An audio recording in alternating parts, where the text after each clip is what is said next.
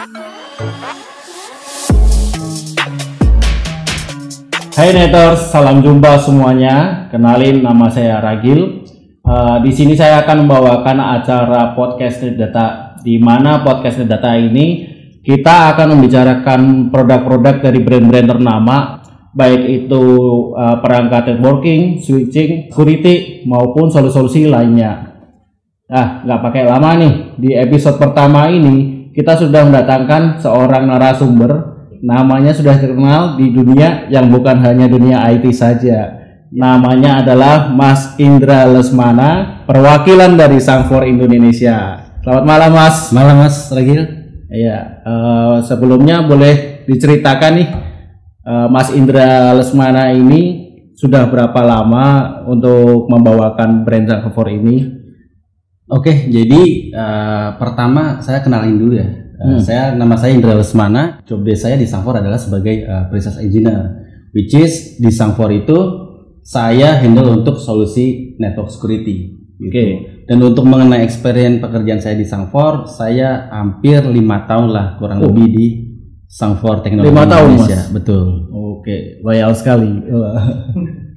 5 tahun ini apakah memang sudah pre-sales dari awal atau bagaimana? Oh, jadi pas pertama saya awal masuk ke Sangfor Teknologi Indonesia, saya starting dari after sales. After sales. Nah, setelah 1 tahun lebih, saya baru dipromot ke pre-sales engineer untuk handle network security solution. Pre-sales udah kurang lebih 4 tahun nih. Betul. Oke, berarti udah banyak nih mendalami dari awal sampai sekarang. Ya, kurang lebih sudah lumayan tahu mengenai solusi-solusi di Sangfor dan juga teknologi apa yang kita deliver ke customer seperti apa. Di mana di Sangfor Teknologi Indonesia sendiri kan sebenarnya ada 2 bisnis unit nih. Okay. Ada bicara untuk solusi network security dan juga ada cloud infrastructure. Nah, kebetulan saya handle untuk solusi yang network security. Network security ya, betul. Okay. Berarti udah banyak memberikan solusi untuk customer yang Sangfor sendiri, Mas? Ya, kira-kira lumayan banyak sih Mas, kita delivery solusi Sangfor ke banyak customer. Jadi hampir semua industri sih. Jadi kita nggak concern ke beberapa salah satu industri. Artinya kita benar-benar deliver Sangfor itu atau solusi Sangfor ke baik solusi industri public sector maupun private sector pun kita delivery atau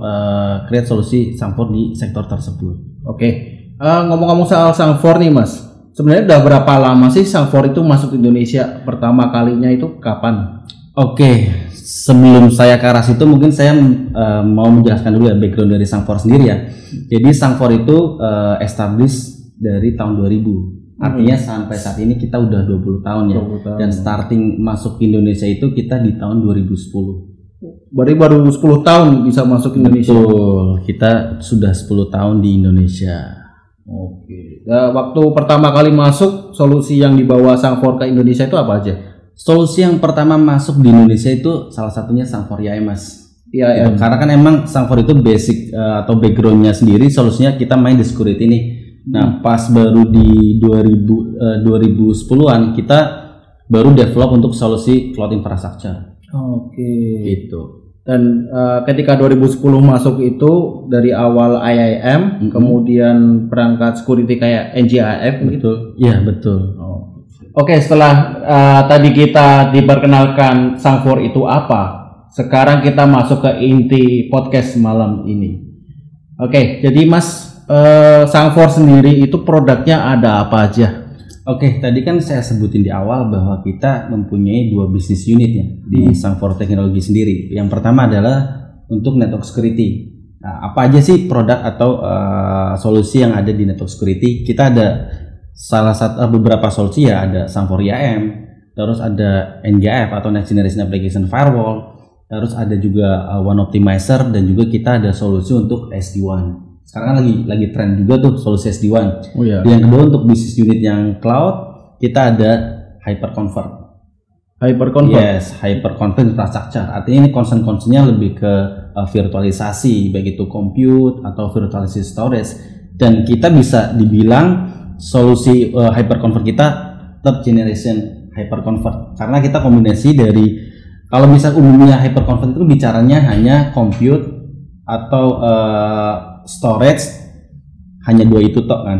Tapi bicara di HCI itu kita ada virtualization network dan juga ada virtualization security juga. Gitu. Dan ada juga untuk yang cloud infrastructure kita ada VDI atau virtual desktop infrastructure seperti itu.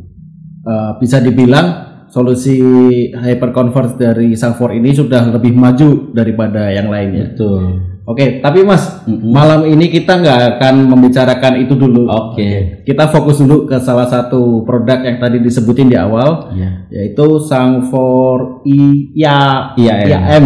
Bacanya IAM atau ayam? IAM. Oh, IAM. Oke. IAM. Oke.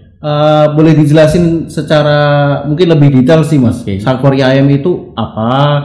Fungsinya buat apa gitu? Boleh silakan, Mas. Kalau kita lihat dari namanya IAM atau Internet Access Management, sebenarnya ini adalah suatu platform atau solusi yang concernnya untuk either itu manage, kontrol behavior dari internet. Dan goalnya apa sih kalau kita bisa manage the behavior internet dari si user ya? Kita itu bisa lihat visibilitas, aktivitas apa aja yang mereka lakukan atau konten apa aja yang mereka lakukan mengarah ke internet.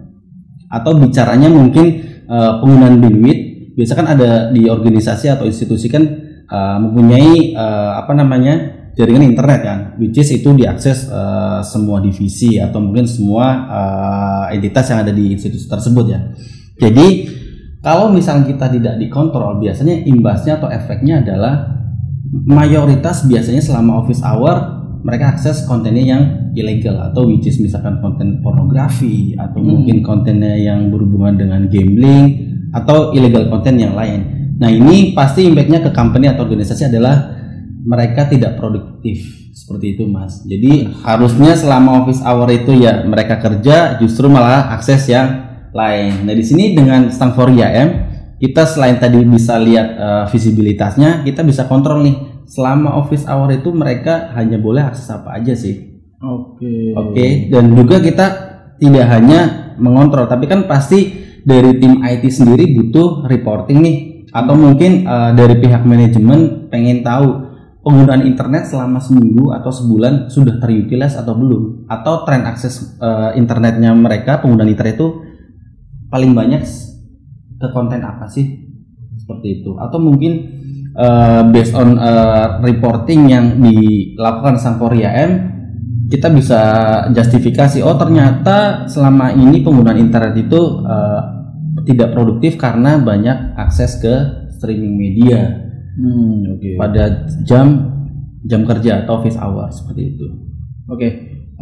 Tadi diinfokan bahwa kita bisa melihat apa saja yang user buka. Betul. Itu sejauh apa Mas? Apakah mungkin bisa detailkan aplikasi yang dibuka atau apa aja? Jadi untuk visibilitas itu yang pertama kita concern di sisi aplikasi ya. Aplikasi apa aja sih? Kita bisa detail per aplikasi atau bicaranya granular application control.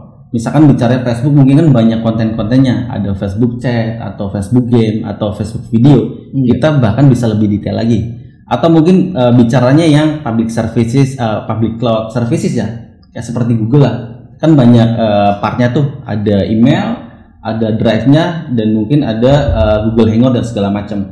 Nah itu kita bisa kontrol detail per aplikasinya.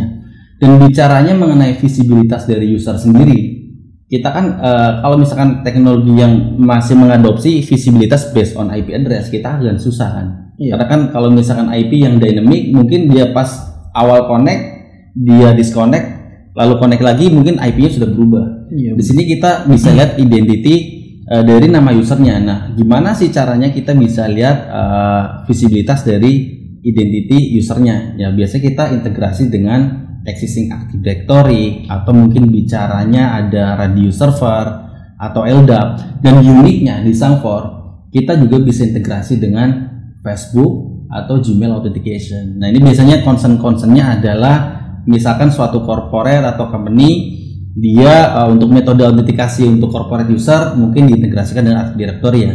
Tapi dia menyediakan juga nih koneksi untuk tamu atau guest user. Nah ini guest user bisa diarahkan ke situ menggunakan Google atau menggunakan Facebook authentication. Seperti itu. Sangat menarik itu Mas. Tapi ini nih biasanya ada pertanyaan dari orang awam atau orang yang mungkin belum mengenal gitu kan. Seberapa dalam IAM ini bisa membaca data kita, terutama dari masalah privacy ini. Seperti contoh nih, saya lagi chattingan WhatsApp sama teman saya, apakah IAM itu bisa sampai sedalam membaca teks yang saya kirim itu? Kalau berhubungannya itu kan lebih ke konfidensial itu ya. Iya. Beberapa memang di Sang4 IAM ada yang namanya fitur namanya audit function ya. Which is kita misalkan ada mail server yang di internal based on SMTP, itu kita bisa audit. Biasanya tujuannya apa sih? Company melakukan audit terhadap trafficnya. Ya misalkan ya mereka takut mungkin ada confidential data yang rilis. Misalkan dia send email ke orang lain, tapi dia dalam si email ini dia menyertakan data konfidensial, ya pastinya merugikan dari si company tersebut kan. Tapi yang kalau misalnya bicara yang tadi WhatsApp itu kita masih belum bisa sih seperti belum itu. Bisa ya? Iya. Tapi ada beberapa yang emang untuk yang instant messaging untuk audit itu paling ya QQ atau Skype itu kita bisa audit. Biasanya yang dilakukan adalah kita perlu install agent di sisi PC client, lalu si PC agent tersebut bakal diintegrasikan dengan si Sang4 IAM. Oke, berarti itu dengan catatan bisa asal ada agent yang berjalan. Ya, tapi hanya limitasi ke aplikasi tertentu. Gitu. Berarti bukan semata-mata bisa membaca terus semua chat saya dibaca kan? Iya. Berarti masih dari sisi keamanan masih bagus ya? Iya. Oke, Mas. Tadi kan kita udah bicarain fitur, kemudian dari sisi keamanan. Satu ini yang membuat saya paling penasaran, keunggulannya sendiri Sang4 IAM dibanding mungkin solusi yang sama dari brand lain, itu apa aja sih, Mas? Oke. Jadi tadi kan pertanyaannya apa sih kelebihan Sang4 di compete atau dibandingkan dengan brand lainnya. Jadi uniknya di Sang4 adalah kita combine solusi untuk advanced bandwidth management dengan bicaranya content filter atau orang biasanya sering sebut itu proxy ya. Nah, biasanya di kompetitor atau misalnya di brand lain dia menawarkan solusi tersebut tapi dengan dua perangkat yang berbeda. Jadi artinya kan kalau misalnya ditawarin ke customer kan pasti concernnya adalah ke selain match dengan kebutuhan mereka, pasti bicaranya solusinya affordable atau enggak sih? Oke. Seperti itu kan. Nah kalau di Sang4 IAM itu kita single box solution itu udah cover solusi bandwidth management dan juga cover untuk yang content filter tersebut. Oke, berarti semua dalam satu appliance. Betul. Dan misalkan kebutuhannya untuk reporting pun kita nggak perlu third party atau additional device atau reporting center di eksternal. Jadi dalam single box ini kita udah embedded juga atau built-in report center di dalamnya. Menarik. Ya. Berarti dari sisi customer sendiri itu diuntungkan dengan tidak perlu membeli banyak, semua jadi satu begitu. Betul. Pasti kan baik lagi kan kalau misalnya kita nawarin dua perangkat dibandingkan satu perangkat, pasti lebih murah yang satu perangkat kan. Iya, pasti. Customer pasti bisa lebih saving cost untuk atau mungkin mengadopsi solusi yang lain. Oke. Selain kelebihan tadi, pastikan ada tipe-tipenya nih. Betul. Untuk Sang4 IAM. Yeah. Mulai mungkin dari entry level sampai high level. Boleh dijelasin nggak, Mas? Oke. Jadi untuk model atau tipe dari Sang4 IAM ya, kita starting itu di tipe S itu bentuknya desktop. Kalau misalnya Mas tahu lah modem kayak yang dari provider yang di rumahan itu kan. Itu ada juga kita yang paling kecil. Itu yang paling high end itu kita ada yang bisa cover bandwidth sampai 20 giga. 20 giga. Iya, betul. Itu di Indonesia sendiri udah ada salah satu customer yang mengimplementasikan solusi Sang4 IAM yang dengan kapasitas paling besar itu di salah satu di edukasi. Salah satu universitas divisi edukasi ya. Iya, di universitas itu di Jawa Timur lah. Jawa Timur. Iya. Gak usah sebut namanya. Ya. Oke, kembali ke tadi. Boleh dijelasin nggak perbedaan untuk yang desktop yang tadi paling kecil itu bisa mungkin apakah membedakan resource-nya atau traffic-nya atau apanya gitu? Jadi kalau misalnya bicara di Sangfor sendiri ya, kita dari seri paling kecil, medium sampai ya high end level. Dari segi fitur kita nggak ada yang dikurangin. Artinya dari small, medium sampai high end device itu semua fitur ada sama. Yang membedakan adalah kapasitas throughput dari seperangkat. Oke, berarti Gitu. fitur yang disediakan baik tadi ada bandwidth management, application control, maupun yang lain reporting itu juga semua ada. Betul, itu semua ada. Nah, yang membedakan adalah kapasitas dari throughput perangkatnya. Jadi misalkan starting yang S5000 itu ya hanya maksimum bandwidth 20 Mbps, dan yang tadi yang paling high end itu sampai coverage bandwidth 20 GB. 20 giga. Betul. Kalau masalah mungkin kayak ada license-nya gitu ada nggak sih Mas? Sebenarnya untuk license sendiri pasti ada sih Mas. Jadi kan perangkat Sangfor atau solusi Sangfor kan butuh update nih. Yang kalau kita tahu trennya sekarang kan internet banyak mungkin aplikasi-aplikasi yang sudah di internet ya, which is kayak misalnya public cloud services atau mungkin beberapa aplikasi email dan beberapa yang lain itu udah mengadopsi ke arah internet ya, seperti itu. Jadi untuk licensing pasti di Sangfor IM ada skema licensing. Nah, fungsinya licensing itu seperti apa sih? Yang pertama kita untuk update signature nih. Kan kita tahu nih tren penggunaan internet kan sangat pesat. Artinya hampir mayoritas aplikasi itu ya menggunakan internet. Web-based gitu ya? Iya, web-based dan beberapa yang lainnya. Kita itu fungsi licensing untuk update signature, dan juga ada licensing bicaranya misalkan mau upgrade firmware dan segala macam, itu juga kita ada seperti itu. Semacam license support begitu. Betul license support.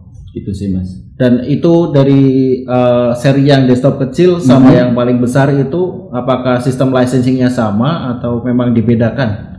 Untuk skema licensing pasti sama. Nama part numbernya pasti sama. Gitu. Oke, cuma yang dibedakan adalah fisik appliance-nya ya. Betul. Dan resource masingnya. Betul. Dan di Sangfor IM sendiri ya kita ada pengembangan di sisi Sangfor. Jadi IAM itu nggak hanya concern untuk bandwidth management dan juga content filter, tapi kita arahnya ke security juga. Kita ada fitur terbaru namanya Neural X dan juga Engine Zero nih. Nah, apa sih Neural X dan juga Engine Zero? Neural X sendiri itu adalah cloud threat intelligence dari Sangfor. Nah, fungsinya apa sih Neural X? Nah, itu untuk mengetahui atau update threat terbaru secara global. Biar gitu bisa tahu informasi mengenai hackernya, terus ada informasi mengenai IP reputasi dan juga DNS reputasi dan file reputasi. Dan untuk yang Engine Zero sendiri adalah concern untuk yang anti malware. Kan kita tahu nih dari beberapa tahun ke belakang banyak nih company itu keinfeksi dengan ransomware atau serangan. Nah, betul. Nah, itu juga kita aware ke arah ke security juga. Oke. Sebelum lebih jauh nih Mas, fokus kita hari ini Sangfor IM nih. Mungkin kalau yang lain pada penasaran untuk solusi Engine Zero atau yang lain, itu nanti di episode selanjutnya atau di kesempatan lainnya. Oke Mas, setelah tadi kita membicarakan dari apa itu Sangfor IM, bagaimana Sangfor itu IM bekerja, kemudian fitur-fitur dan keunggulannya, saya pengen tahu nih, ada sukses story nggak dari customer yang sudah mengimplementasikan? Mungkin bisa diceritakan sebelum dan sesudah mereka menggunakan Sangfor IM ini, perbedaannya seperti apa? Silakan Mas. Jadi kalau misalnya bicara success story ya, sebenarnya kita udah deliver Sangfor IM itu di banyak customer ya, which is itu mungkin hampir semua sektor industri kita masuk, baik di government, edukasi, financial service atau di manufacture. Biasanya keluhan-keluhan yang mereka hadapi adalah sebelum menggunakan Sangfor IM, mereka agak sulit nih dengan kondisi existing environment mereka, sulit untuk kontrol internet dari si staff mereka yang tadi saya sebut di awal ya. Jadi kadang kan kita untuk akses ke internet lambat nih, kadang mungkin dari level manajemen atau mungkin dari divisi lain yang emang kebutuhannya untuk akses email dan segala macam, atau mungkin ada yang namanya aplikasi mereka yang ditaruh di internet. either itu mungkin di public cloud services ya, kan banyak tuh ada Google atau mungkin AWS atau mungkin di Azure ya, which is untuk akses ke situ butuh akses internet. Nah, kendalanya mereka kadang lambat untuk akses ke situ atau bahkan kendalanya bottleneck. Jadi unable to akses ke aplikasi mereka tuh yang ada di internet. Nah, setelah menggunakan menggunakan interaksi manajemen, kita bisa garansi nih. Selain tadi kita misalkan limitasi atau kontrol konten-konten yang tidak related dengan pekerjaan, kita bisa garansi bandwidth dari si key application tersebut. Either misalkan ada email atau ada web application yang emang dipublish ke luar, atau mungkin tadi yang saya bilang ada aplikasi yang ditaruh di cloud services seperti itu. Jadi kita dengan solusi Sang4 IAM bisa membantu si company tersebut internetnya biar lebih terutilize lagi gitu, Mas. Oke, berarti istilahnya success story yang bisa kita ambil bahwa sebelum menggunakan Sang4 IAM ini bandwidth itu tergunakannya secara tidak teratur gitu ya. Betul. Kadang kan gini, kadang kan yang jadi masalah biasanya company itu kan pada saat dia menggunakan internet, pas saat dia ada kendala akses lambat, yang mereka lakukan adalah penambahan bandwidth. Padahal itu adalah solusi sementara ya, karena kan habitnya dari user itu kan kalau tidak dikontrol kan pasti akses konten-konten yang ilegal nih. Jadi mau ditambah bandwidth terus menerus, hasilnya pasti sama. Isu itu bakal terus muncul. Bahkan ketika bandwidth makin gede, makin kencang. Betul. Makanya di sini kita perlu kontrol penggunaan dari si internetnya, biar lebih produktif lagi dari si company tersebut. Oke, keren sekali itu Pak itu. Selain itu mungkin dari sisi manajemen user, apakah ada success story juga? Mungkin tadi yang divisi tertentu boleh mengakses untuk URL tertentu atau aplikasi tertentu gitu, ada nggak? Di Sang4 IAM ya, kan kita tadi bicaranya visibilitas dari user, visibilitas dari kontennya, utilisasi penggunaan bandwidth internetnya. Nah, kita juga bisa profiling nih, jadi memudahkan tim IT untuk memilah-milah. Misalkan divisi A itu ya hanya boleh akses URL tertentu atau aplikasi tertentu, dan juga untuk alokasi bandwidthnya juga sudah ditetapkan. Nah, untuk fungsi bandwidth management atau fitur bandwidth management di Sang4 IAM itu fleksibel juga, Mas. Jadi kalau misalkan tadi bicaranya kan kita garansi atau prioritaskan bandwidthnya untuk yang core application ya. Nah, itu kalau misalkan pada saat penggunaan bandwidth akses ke key application, kalau misalkan idle penggunanya setengah, itu bakal auto adjust ke yang lain. Jadi tidak semata-mata kita garansi bandwidth ke key application tapi terkunci di sini, tapi bicara kita bisa share atau bisa sering orang stable ya bicaranya bisa bandwidth share. Dan uniknya lagi ya, di fitur bandwidth management kita bisa utilisasi nih penggunaan internet lokal maupun internasional. Oh, bisa dibedakan itu berarti? Betul. Kita juga bisa visualisasikan nih, kira-kira penggunaan bandwidth lokal berapa sih dari based on yang diakses dari si user, dan juga penggunaan bandwidth yang domestik atau lokal itu seperti apa, itu juga bisa dilakukan di Sang4 IAM. Oke, bicara soal bandwidth domestik sama bandwidth internasional tadi, seperti kita tahu nih dengan perkembangan teknologi sekarang seperti kayak Facebook, Google itu kan udah membawa traffic mereka, konten mereka lah kalau kita sebut konten itu ke bandwidth lokal, atau kalau orang-orang ISP atau orang-orang telco bilang itu adalah bandwidth untuk konten. Nah, apakah Sang4 sendiri sudah bisa membedakan klasifikasi bandwidth tersebut atau masih hanya internasional domestik saja? Sebenarnya kan kalau misalkan kita lihat destinasi penggunaan internet, kita lihat based on IP-nya ya. Nah, kita sebenarnya di Sang4 IAM juga ada IP database country. Dan itu kita selalu update setiap 2 minggu. Jadi misalkan case-nya Facebook itu ada di lokal dan IP-nya termasuk lokal atau domestik ya, kita masuknya manage-nya ke yang bandwidth lokal atau domestik. Kita lihatnya itu based on destination-nya kemana. Atau seperti bisa itu. Mungkin by hasil ping-nya gitu bisa nggak? Based on seperti apa, Mas? Jadi kayak Cloudflare Dulu kan 1.1.1 pasti ke Singapura. Sekarang ISP lokal udah ada interkoneksi sendiri nih. Iya. Yang mana ping-nya udah jadi 1 sampai 5 milisecond. Iya. Itu apakah bisa masuk klasifikasi menjadi bandwidth lokal atau bagaimana? Tidak, kita lihatnya based on destinasinya. Destinasi. Seperti itu. Bagus sih. Oke, ada satu pertanyaan lagi nih Mas. Kan ini udah sering implementasi nih IAM di customer yang lain. Iya. Solusi yang paling customer lain cari itu apa di Sang4 IAM ini? Apakah bandwidth manajemennya atau tadi user access manajemennya atau pembagian yang klasifikasi usernya itu?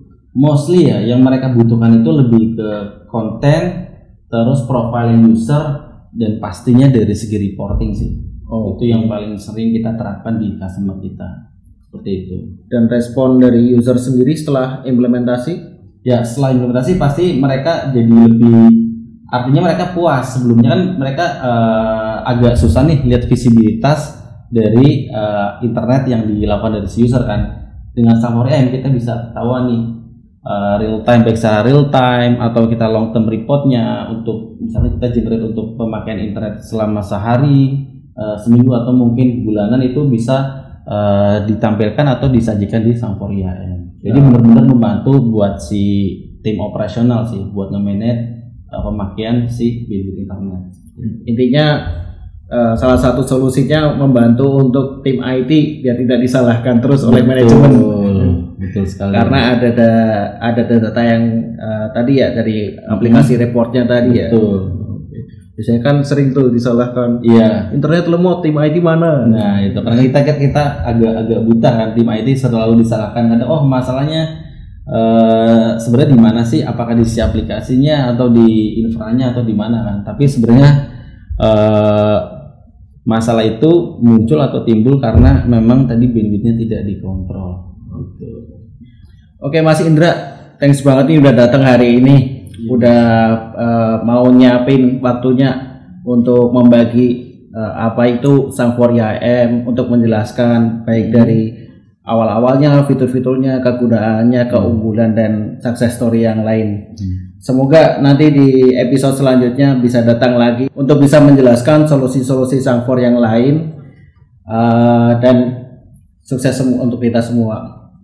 Oke. Saya juga thanks banget buat Mas Ragil dan khususnya pasti untuk Netdata sendiri ya, udah menggunakan Sang4 dalam acara podcast ini. Mudah-mudahan dengan materi yang saya sampaikan di sini mengenai solusi Sang4 khususnya di Sang4 IAM bisa berguna untuk para pendengar ya. Mungkin insya Allah di lain waktu kita akan bahas lagi solusi Sang4 yang lain lagi dan lebih menarik lagi. Oke Mas, berhubung ini lagi masa pandemik, kita nggak bisa salaman ya. Nah, kita gini aja. Oke Neters, sekian episode podcast kali ini. Terima kasih buat kalian yang sudah pada nonton. Sampai jumpa di episode podcast selanjutnya.